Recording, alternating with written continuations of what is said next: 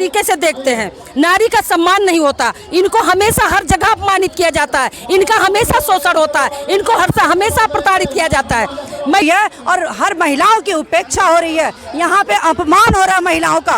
तो जिस देश में नारी का सम्मान नहीं, वहाँ पर देश पे उस व्यक्ति के राज करने का अधिकार नहीं। बिल्कुल बड़ी बात चलती है पूरे देश में, आंगनबाड़ी कार्यकर्ता के रूप में सिर्फ आंगनबाड़ी कार्यकर्ता महिलाएं ही हैं। और यहीं पे राज्य कर्मचारी हो चाहे वो भारत सरकार का कर्मचारी हो, उनको अभी पर आयुष्मान कार्ड दिया जा रहा है। और इन आंगनबाड़ी कार्यकर्ता जो पूरी तरह से सिर्फ महिलाओं का विभाग है, महिला ही कार्यरत है, क्यों नहीं इनको आयुष्मान कार्ड दिया गया? क्या आंगनबाड़ी आपको व्यूज में दिख रहे होंगे कि किस तरह से आज जो जंतर मंतर पर महिलाओं का सैलाब दिख रहा है। जी हाँ, मैं आप लोगों को बता दूं कि ये सारे लोग जो है वो आंगनबाड़ी वर्कर्स है और कहीं ना कहीं लोगों को लग रहा होगा कि ये दिल्ली की आंगनबाड़ी वर्कर्स है। मैं आपको बता दूं कि दिल्ली की आंगनबाड़ी वर्कर से हटकर यानी कि 9 अलग अलग राज्यों से जो जितनी भी महिलाएं हैं, जी हाँ, जितनी भी आंगनबाड़ी वर्कर्स हैं अलग अलग राज्यों की, वो आज यहाँ पे एकत्रित हुए हैं। उनसे हम जानेंगे कि आखिर क्या मजबूरी आन पड़ी है कि अपने राज्य को छोड़कर वो दिल्ली के जंतर मंतर पर बैठकर आज ये लोग धरना दे रहे हैं।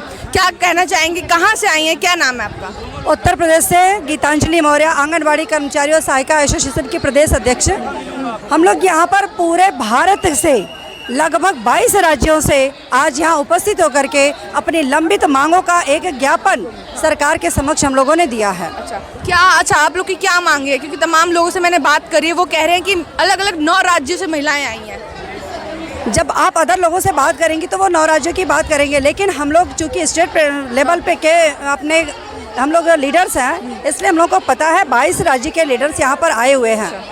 और अभी जो सरकार आंगनबाड़ी कार्यकर्तियों को अलग अलग राज्यों में अलग अलग तरीके का मानदेय दे रही है और उसके बाद कहीं पे पेंशन ग्रेच्युटी नहीं है, लेकिन रिटायरमेंट के समय कुछ एक मुश्त धनराशि दे रहे हैं और किसी राज्य में बिल्कुल ही नहीं है। जबकि आंगनबाड़ी कार्यकर्ता पूरी तरह से राज्य कर्मचारियों की तरह नियुक्ति पाती हैं और उनकी नियुक्ता सरकारी गवर्नमेंट के स्कीम के लोग होते हैं। सरकार उनकी नियुक्ता होती है, सरकारी योजनाओं पे आंगनबाड़ी कार्यकर्तियाँ काम करती हैं और सरकारी कर्मचारी और अधिकारी आंगनबाड़ी कार्यकर्ताओं का सुपरविजन करते हैं। अच्छा, देश के प्रधानमंत्री नरेंद्र मोदी कहते हैं इस देश की महिलाएं, चाहे वो बेटी हो, बहू हो या किसी की बहन हो, वो सभी नारी मेरे लिए बहन समान बराबर है। आज जिस तरह से आंगनबाड़ी वर्कर्स का यहाँ पे सैलाब देखने को मिल रहा है, तो क्या उनको दिखाई नहीं दे रहा है क्या?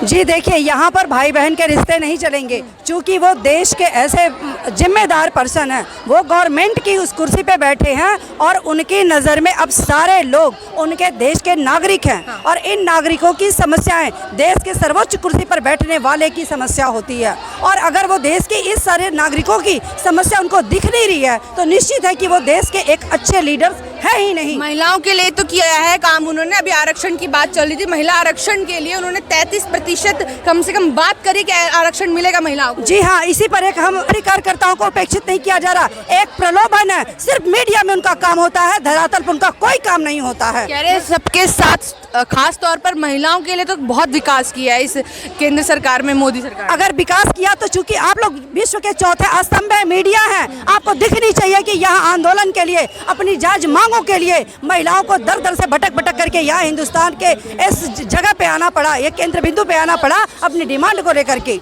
निश्चित है कि सरकार गूंगी बहरी की तरह से बैठी हुई तरह पूजा जाता है और जब अगर उसी नारी को असम्मान किया जाता है या कहीं ना कहीं शोषित किया जाता है, खास तौर पर सरकार शोषित करती है, तो ये तमाम महिलाएं जो हैं वो देवी की जगह चंडी का रूप ले लेती है। बिल्कुल जाहिर तौर पर सही है ना मैम? जी, मैं नीलम पांडे, प्रदेश महामंत्री महिला आंगनवाड़ी कर्मचारी संघ से।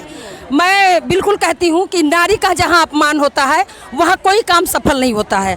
और ये लोग जो सरकार है, किसी की भी सरकार आती है, तो नारियों को यही कहना चाहूँगी कि मैं आज भारत सरकार को मैं दिखाना चाह रही हूँ, जो मैंने 4 अक्टूबर को जंतर मंतर में आंदोलन रखा। आज मेरा आंदोलन रखने का एक ही मुद्दा था कि मैं अपने संख्या बल को दिखाना चाहती हूँ भारत सरकार को या राज्य सरकार को कि मेरी कितनी बड़ी ताकत है। तो आज आपने जिस तरह से कहा अपनी संख्या बल दिखाना चाहती है केंद्र सरकार को, तो जितनी भी तादाद में आज यहाँ पे अलग अलग राज्यों से महिलाएं मौजूद है, कि सरकार की कानों में बात गूंजेगी, अब चल जाएगी, जगेगी सरकार या नहीं जगेगी? जगेगी, बिल्कुल जगेगी, क्यों नहीं जगेगी। इसलिए जगाना चाह रहे कि 2024 आने वाला है, तो 24 में चुनाव से दिखाएंगे आप सारी महिलाएं को इकट्ठा करके जो मेरा मांग होगा, जो मैं चैलेंज दूंगी, जो कुछ भी करूंगी वो सरकार को सुनना पड़ेगा, देखना पड़ेगा। और हमारी रिटायरमेंट बहनें जो हो गई हैं, इनको एक मुश्त रकम चाहिए, ग्रेजुएटी और पेंशन। हमको राज कर्मचारी का दर्जा चाहिए, हमको ग्रेजुएटी और पेंशन चाहिए। जो हमारी रिटायरमेंट बहनें आज भुक्तभोगी हैं और अब घर में बैठ करके रो रही हैं, उनको निकाल के बाहर कर दिया। अगर नहीं दिया, वेतनमान नहीं किया तो मोदी सरकार को कुर्सी से उतारने का काम करेंगे पूरे भारत के नारी। मैं उत्तराखंड से सुशीला खत्री, उत्तराखंड की जो आंगनवाड़ी करते हैं भारी संख्या में यहाँ पे पहुँची हैं और मोदी सरकार तक अपनी आवाज़ पहुँचाना चाहती है कि जो मानदेय हमें दिया जा रहा केंद्र सरकार की तरफ से वो जीने लायक नहीं है। तो से आई हैं आप? देवरिया से आई हूँ। देवरिया से आई हैं जी। इतनी गर्मी हो रही है, क्या जरूरत आन पड़ी आप लोगों को? 6,000 रुपया में हम लोग को क्या होने वाला है? आज की आंगनबाड़ी बहनें आज भी बेबस लाचार हैं। उनके बच्चे जो हैं सरकारी स्कूल से जब निकलते हैं तो हमारी बहनों को सोचना पड़ता है कि हम कहाँ अपने बच्चों को कहाँ अपने बच्चों को एडमिशन कराएं, किस स्कूल में कराएं। वो सोचते सोचते गारा माटी कराने लग जा रही हैं। अपने बच्चों को आगे शिक्षा नहीं दिला पा रही हैं। जिसके पास खेती नहीं है वो बताइए, खरीद कर 6,000 रुपये में खेती नहीं है, जिसके पास 6,000 रुपये में वो कीन कर खाएगा कि अपने